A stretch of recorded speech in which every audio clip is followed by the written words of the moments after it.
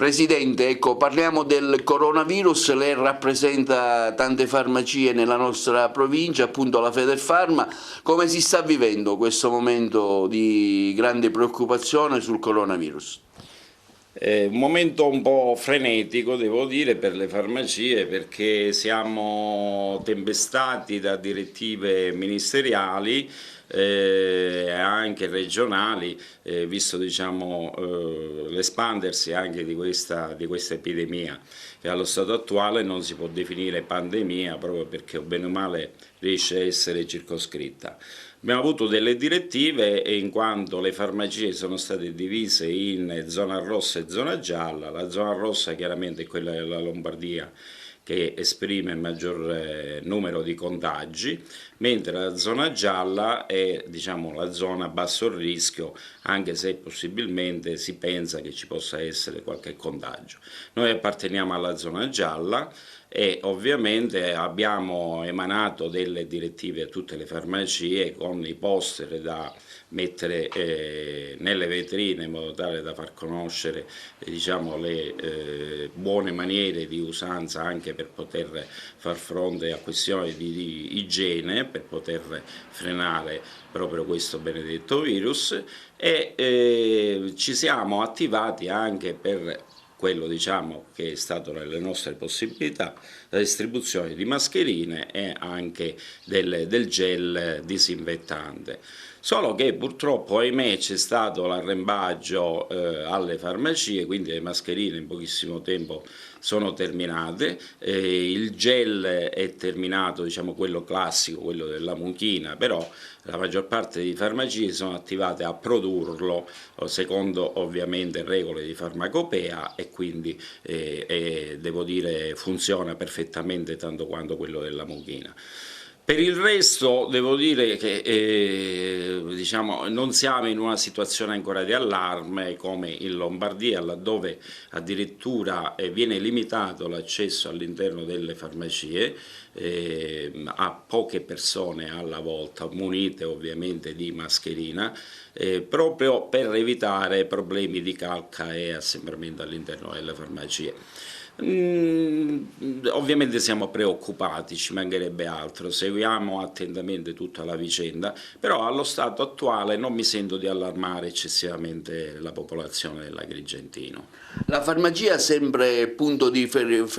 la farmacia è sempre un punto di riferimento per le famiglie, per tanti giovani, appunto una farmacia cosiddetta dei servizi. Questo è il nuovo corso che la farmacia e i farmacisti stanno seguendo. In particolare di cosa si tratta, Presidente?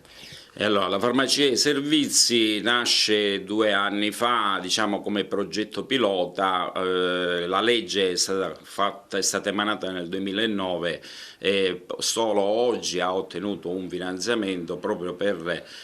come dire, sperimentarla su scala nazionale. Il finanziamento in prima istanza da parte del Ministero era soltanto circoscritto a 8 regioni, adesso invece è stato allargato a tutte le regioni, stiamo parlando di un finanziamento di circa 100 milioni di euro che ovviamente dà la possibilità relativamente ad alcune specialità, mi riferisco per esempio allo screening che già di fatto è in atto presso le farmacie della provincia, quello del colorretto, fra poco inizierà quello della cervice e della mammella, e anche ad altre specialità, quale può essere lo screening della BPCO, sarebbe la broncopatia cronica ostruttiva, la presa in carico dell'assistito, l'aderenza alla terapia e altre specialità,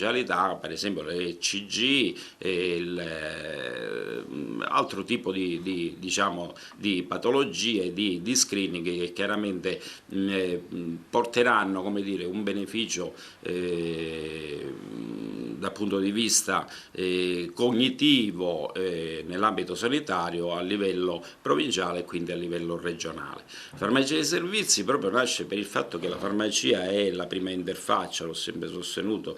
dell'assistito, del cittadino al sistema sanitario nazionale, quindi il farmacista ovviamente si applica a poter come dire, far fronte ai problemi dell'assistito per qualsiasi tipologia, devo dire a volte anche psicologica,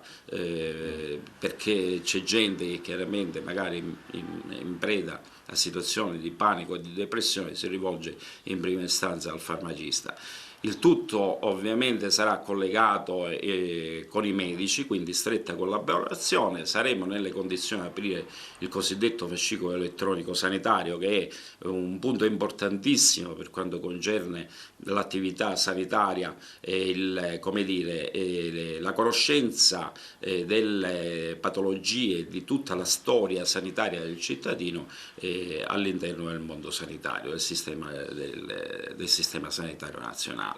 Quindi dico, io mi auguro che le farmacie con questa sperimentazione mettano grande impegno, perché ovviamente noi stiamo vivendo anche un periodo particolare, in quanto fra poco avverrà il rinnovo della convenzione. Qualora questi servizi, come sicuramente io sono convinto e spero, risultino diciamo positivi e quindi utili,